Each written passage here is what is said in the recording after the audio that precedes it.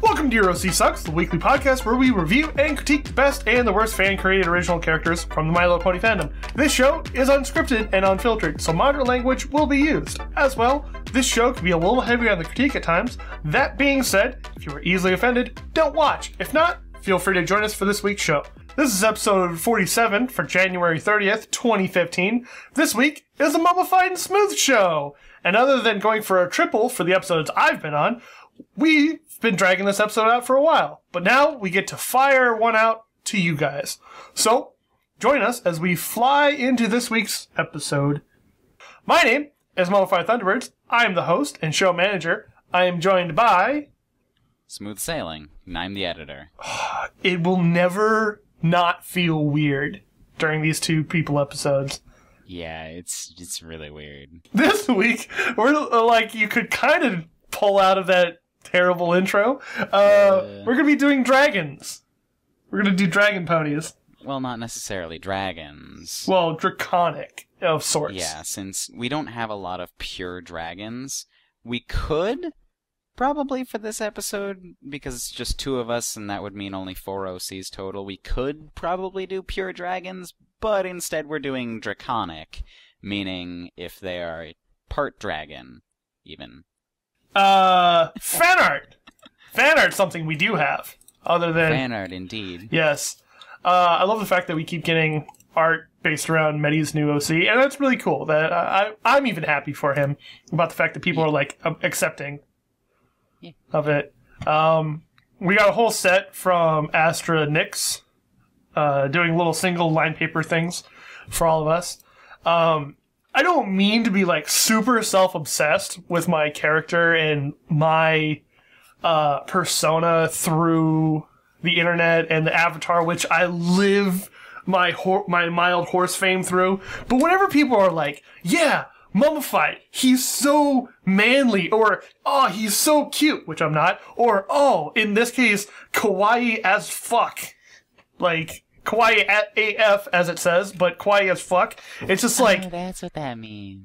I'm just like, oh, they look super sick. I love it. Like, I even commented, I'm like, all of my love. If this is being kawaii as fuck, then, you know, F manly, I want this. I'm just like, God, it's so cool.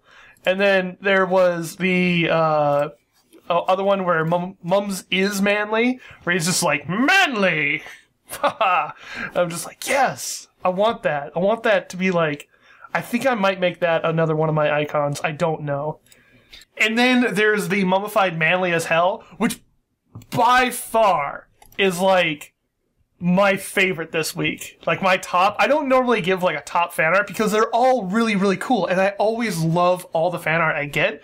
But this one is like super cool because it looks kind of tattooy and it looks like It's got the blue flowers on it and the little spiny vines, or I guess they're roses because the vines with the thorns, and like like the leaves behind it kind of look like mustaches too, and it's all traditional, and I'm like, oh, that is so cool. Like, dude, what material is your head made out of? 'Cause it's chiseled! Chiseled! It's like, oh, it's so muscular, that little, oh, and how like great my mustache is just kind of hanging off the front of the face.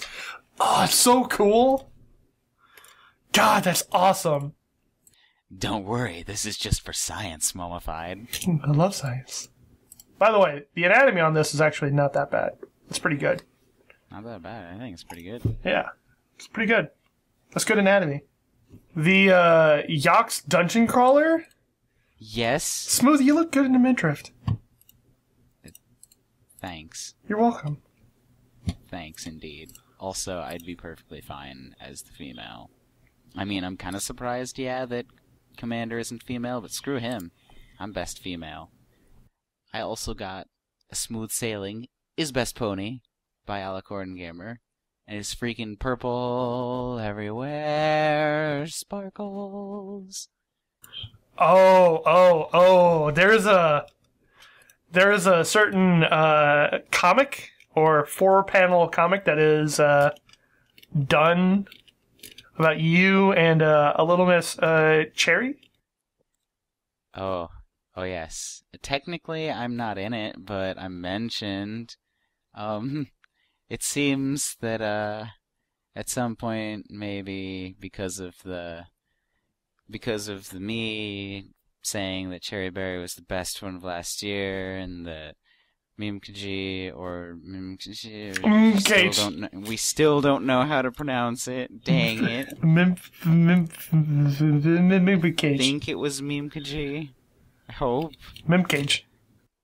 We don't know. Anyway, the fact that she made an absolutely beautiful thing for Smooth and Cherry that featured a while ago, and I was like, about.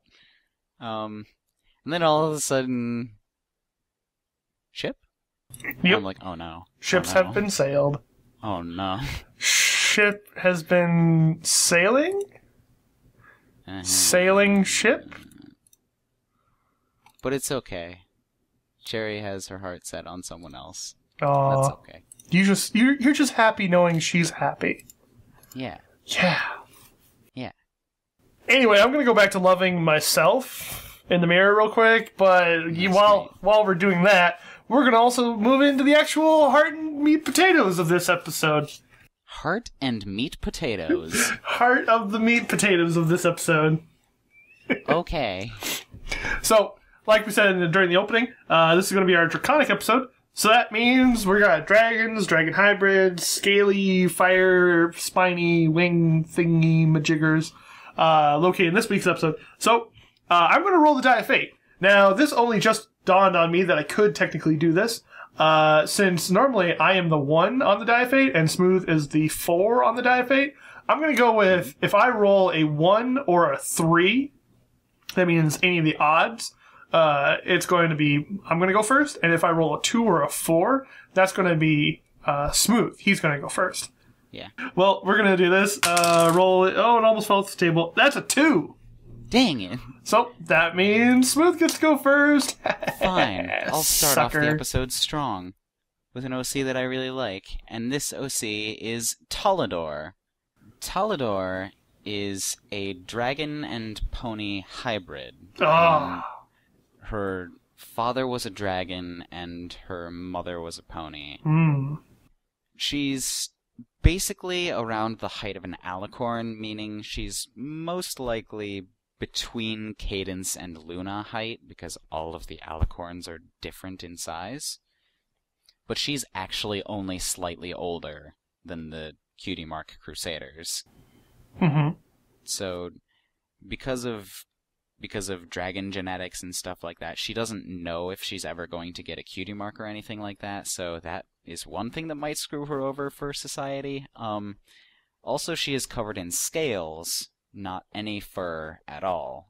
But she does have sharp fang teeth, so she can still carve gems, which is something that regular ponies can't do. So she took that up as like a hobby or special talent thing that she can do. She doesn't have the Cutie Mark in it, but she might get it if it's possible for her to get a Cutie Mark later in life, maybe, hopefully. Yeah. You know how a lot of the times with hybrids, their descriptions are they're somewhat shunned from society and stuff like that? Okay. Yeah, that. So this pony's shunned? She tries to live in pony society, and ponies generally don't like her all that much just because she's part dragon. They don't like dragons so much that her father can't even live in pony society. He has to live off in a cave in the distance. Yikes. While mother lives in the actual pony society. She's somewhat of a social outcast because, part dragon and stuff like that. She also isn't incredibly good with the dragons because of that same reason, only backwards. But she just generally not incredibly well liked. However, there is a major difference between those two. The ponies are just like, ugh, with a few of them liking her. Whereas the dragons have a few of them that are like, ugh, and most of them are at least okay with her. So she's more accepted in dragon culture than she is in pony culture. Yes. But still, both sides not 100%. Yeah. And I have a little thing I want to say about this. It seems almost like both sides see her as a pony that is part dragon, not a dragon that's part pony in either stance. So they see her as a pony first and then a dragon kind of thing. So, like, to the ponies, they see her as one of them, but not nearly as good as them kind of thing, because she's also part dragon. Whereas the dragons see her as a pony, but she's part dragon, too. I mean, that's better than the ponies. I mean, that's better than the full-blooded ponies. At least she's part us. So, what you're saying is that you feel more like there's a pessimistic side for one of them. It's like, okay, half full, half empty sort of thing?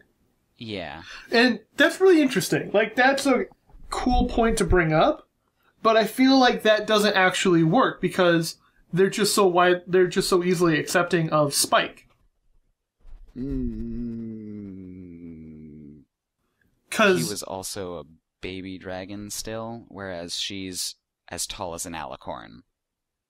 Okay, yeah, she would definitely stick out a little bit more and be a little bit more intimidating. Also, Spike is the little baby dragon of Alicorn Princess Twilight Sparkle, star student of Alicorn Princess Celestia, whereas this is a random pony that has a parent of a dragon and the parent of a pony. I guess. Little different there. I guess that makes more sense on that end. It's a little bit more, hey, this is taboo versus, hey, this is a prodigy. Yeah. I get that, okay. Yeah. Overall, also, she does have a few friends in Pony Society, but she generally has more friends in the Dragon Society, and she also loves gaming. Though it only spoke about tabletop gaming in her description, so I assume... Nerd!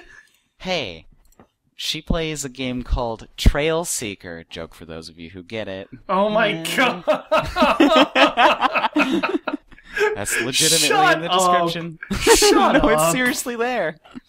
Oh my god. I wish I could take credit for that joke. I really like this OC. It exemplifies that societies can be jerks, but they can also be accepting, depending on certain traits and things. Not even, like, really dependent on personality a lot of times, and that's unfortunate, really, but I like that this character can still strive, or thrive, maybe, is the correct word. The foal is cute, and the main style of how the actual pony looks also pretty cool as well. I mean, I like the idea that, yeah, dragons are necessarily a little bit taller and a little bit bigger, and they live longer, and yada, yada, yada, all the things that come with being a dragon. And I like the fact that she is designed to be a little bit taller than a typical pony because of the whole hybrid thing. I find it interesting that so many ponies still, or not the ponies themselves, but the creators of the ponies still want to make, oh, it's a hybrid, so they've been shunned. It's like, it's hard to believe that a society that we see in Ponyville be so wrapped up and up in their head about taboos and I don't know. Canterlot is pretty much racist against anyone who isn't a unicorn. Well, yeah, but and I guess they are wary of zebras as well, but yeah, right off the bat, wary of zebras. That happened. Well, I don't know. For some reason, I don't believe that they would, if in Equestria proper, exclude, not talk to, whatever, dragon ponies just because they're a hybrid. Now, that could just be my interpretation of the world, but from what... I don't know. In general, like, maybe that would be the case. However, yeah, this is part dragon. Yeah. Well, yeah. In other cases of hybrids, maybe, but in the case of a dragon, I'm not so sure. Mm-hmm. Because, dragons are... Besides Spike, not thought of as good at all in the show. In fact, I'm pretty sure 100% of the time, aside from Spike, they're like very bad. This is true. Yeah. So, well, I don't know. I think it's well presented. That's one thing. I think it's well presented in this then, because how at least you described it, Smooth, that seemed very okay in my book. This is a great combination of pony and dragon, because it just like seems like it has everything and it still balances out and works somehow. It just looks natural. I don't know why or how, it just does. Like maybe like a year ago or something like that, I would have looked at something like this and been like, I don't like it. But now it just kind of works. The only part that bugs me is the fact that there's that underbelly scale stuff on her forehead. That's the only part of the aesthetics that bugs me. Yeah. Now that you mention it, that does kind of bug me, because even if you look up... even dragons don't have anything like that there. I mean, sometimes they have fins and stuff, but that's completely different. Yeah, you're right. Spike doesn't have... Yeah, with Spike it goes up to the chin and stops. Kind of like the bottom half of a goatee. That's really interesting. I don't know. Maybe it's just the type of... Other than that, everything just seems to work really, really well. Also, I'm not sure if it's just the medium, but her color palette is beautiful. Yeah, I like the purple and blue and green with the eyes. So, moving on from that pony, we're going to take a look at my good OC I brought to the party this week. I brought in Flurry. Typically, when people think of dragons, they think of, breathe fire and all that sort of thing. But this is actually something different. This is actually a sort of ice or cold dragon, because you can tell that in her likes and dislikes. But anyway, this dragon happens to be a bit older than Spike. She is an ice dragon. She likes, obviously, the things that ice dragons would like: winter, snow, ice cream, and milkshakes. No. She doesn't like milkshakes. She likes the dog that is part of her, that is very important to her backstory, whose name is Milkshake. Oh, I blasted right through that, and I apologize. I assumed. I guess I should have read a little bit further.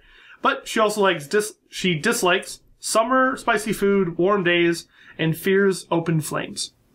This is very interesting because most of the backstory is actually about Milkshake, not actually about Flurry. Yeah, because Milkshake happens to be the dog that found her when she hatched from her egg one day, kind of shaking, and woke up the dog, and out pops the dragon. Kind of lived together for a while. This dragon was kind of born on her own, away from her group of dragons. And so she eventually, after hatching, natural instincts kind of took in, and she found a cave that she lived in with Milkshake. So this, oncoming snowstorm was, coming towards them, I assume in Ponyville? Yeah. And the dog kind of picked up the dragon and ran off into an alleyway. There were, large boxes, and always, so they could, hide out in. One of the boxes that they, hid in for both the dog and the dragon was, full of scraps of fabric from the boutique, and kind of hung out and, stayed warm during this snowstorm. And normally that'd be, one of these things that's oh, but Mummified, you just said that she dislikes warm days and spicy food. It's well, yeah, but it's not one of those things where, it was so warm that she became, discomforted from the warmth or whatnot. And that's pretty much about it. She pretty much now just wanders the street of Ponyville and with Milky Way and always keeps like milkshake. Sorry, my apologies. Kind of just hangs out using always with this orange scarf that she found in the box. But so that's kind of not really a backstory. I mean, that kind of became a how she was born / into Ponyville / yeah. That's a backstory, but other than that, she doesn't have any personality as far as we know. Yeah. I mean, I think Milkshake has more personality. It's like, okay, if the character is supposed to be a bit older than Spike, then you'd think that, yeah, it would have a little bit of character to it, and possibly Splash Sparks is going to make a story about this character and really dive into what makes her and fleshes it out. But as for right now, all we have to work with is pretty much just the character sheet and just the story that we just had. Just. Yeah. Overall, the backstory doesn't seem all that bad. All of a sudden, there's a baby dragon running around. I'm pretty sure that would cause a little bit of panic. Be like, there's a baby dragon running around? Mom's probably going to try to find her, and blah, we got to get her out of here. She would probably, like, if people started to panic, freak out and boot her out.